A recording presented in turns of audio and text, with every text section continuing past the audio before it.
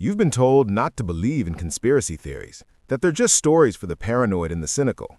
But what if the government itself admitted some of them were true?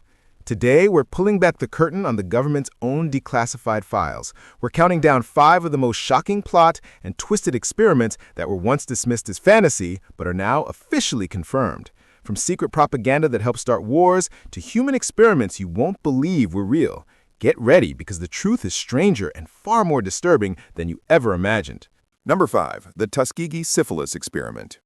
Coming in at number 5 is a medical horror story that the U.S. government ran for 40 years.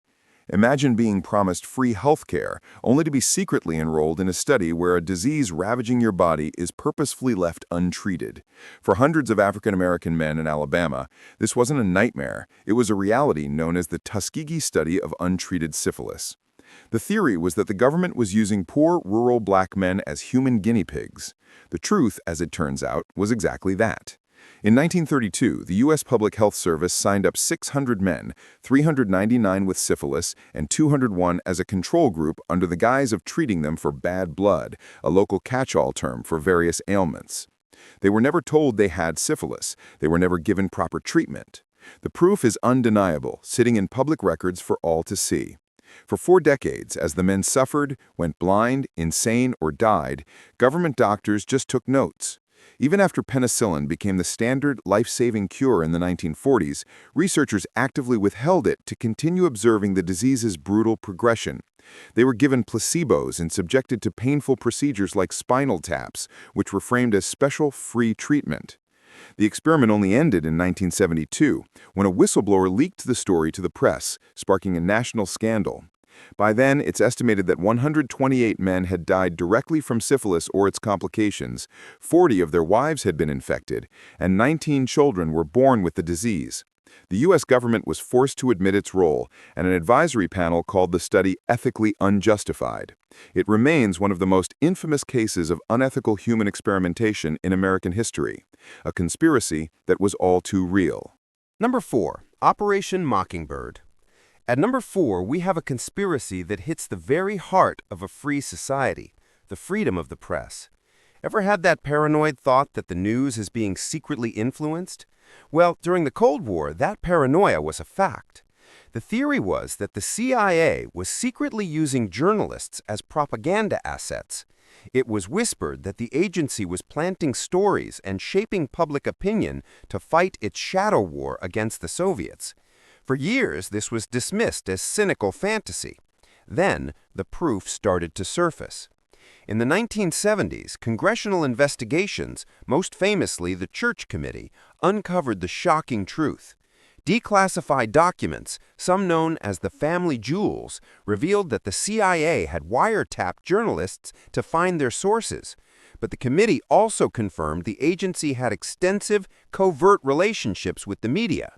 While there wasn't one single program officially named Operation Mockingbird that covered everything, this term came to represent a web of operations. The scale was staggering. Investigative reporter Carl Bernstein, famous for his Watergate work, later reported that over 400 American journalists had secretly carried out assignments for the CIA.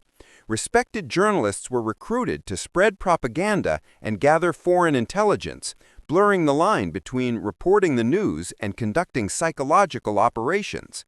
It was proof that the eyes and ears of the public were sometimes reporting directly to the CIA. Number 3, the Gulf of Tonkin incident. Our number 3 spot goes to a lie that helped launch a war. For years, the official story of how America dove headfirst into the Vietnam War began with an unprovoked attack. The conspiracy theory, however, claimed the event that triggered it all, the Gulf of Tonkin incident, was either exaggerated or completely fabricated to justify escalating the war. Here's the story the public was sold in 1964. On 2 separate nights, North Vietnamese patrol boats launched unprovoked attacks on the USS Maddox, a U.S. destroyer. This aggression, President Lyndon B. Johnson told the nation, demanded a military response. Congress quickly passed the Gulf of Tonkin resolution, giving the president a virtual blank check to wage war. But the truth, which trickled out over decades, was far more sinister.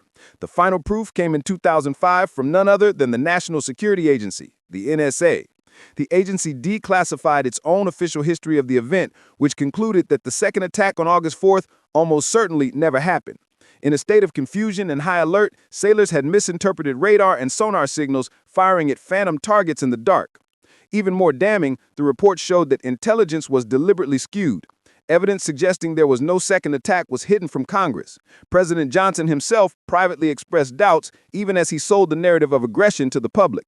A conflict that would last a decade and cost over 58,000 American lives was greenlit based on an event that, according to the government's own records, was a collection of errors and deception. It's pretty shocking to see how easily stories can be spun into facts, isn't it? If you're finding this as unbelievable as we are and want to keep uncovering the truth, do us a favor and hit that subscribe button. We have a lot more to reveal. Number 2, the Nayirah Testimony. Coming in at number 2 is a story that shows how one powerful performance can whip a nation into a frenzy for war. In 1990, as America debated invading Iraq, a 15-year-old girl known only as Nayirah gave tearful, harrowing testimony to Congress. She claimed to be a volunteer nurse from Kuwait who had witnessed a horrifying atrocity. Through tears, she told the world that she had seen Iraqi soldiers storm a hospital, steal hundreds of incubators, and leave the premature babies on the cold floor to die. The story was devastating and it went viral. President George H.W. Bush cited the incubator story repeatedly in the lead-up to the Gulf War, using it as a symbol of the evil the U.S. had to stop. But some were skeptical. The conspiracy theory was that the testimony was fake, a staged performance to sell the war. And the proof? It was an absolute bombshell. Post-war investigations revealed that the story was a fabrication. Nayirah wasn't a random hospital volunteer. Her full name was Nayirah al-Saba, and she was the daughter of the Kuwaiti ambassador to the United States. Her testimony was orchestrated by a major public relations firm, Hill & Knowlton, which had been hired by a Kuwaiti front group to build support for the war. They coached her and crafted her story. Subsequent investigations by journalists and human rights groups found that her dramatic account of babies being left to die on the floor was unsubstantiated. A single, expertly delivered piece of propaganda helped shape public opinion and build support for a war. Number 1. Project MKUltra. And now for our number 1 spot, the mother of all confirmed conspiracies, a program so disturbing it sounds like it was ripped from a sci-fi horror film, Project MKUltra. The theory was that the CIA was secretly conducting mind control experiments on its own citizens, using drugs and hypnosis to create brainwashed agents. It was the kind of thing people dismissed as pure paranoia. But in 1975, the Church Committee investigations blew the lid off the entire operation, and the truth was even more horrifying than the rumors. The proof emerged from a stash of 20,000 documents that survived a CIA destruction order in 1973.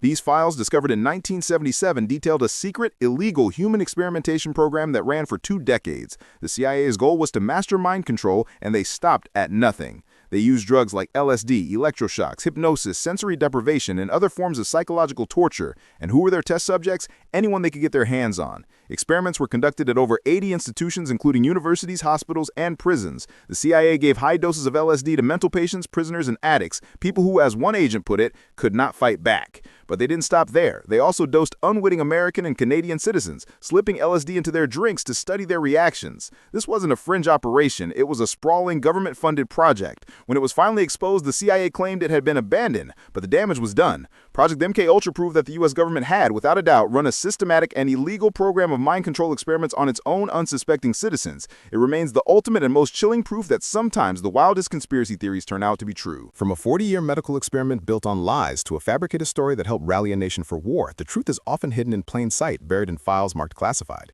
These stories aren't fiction.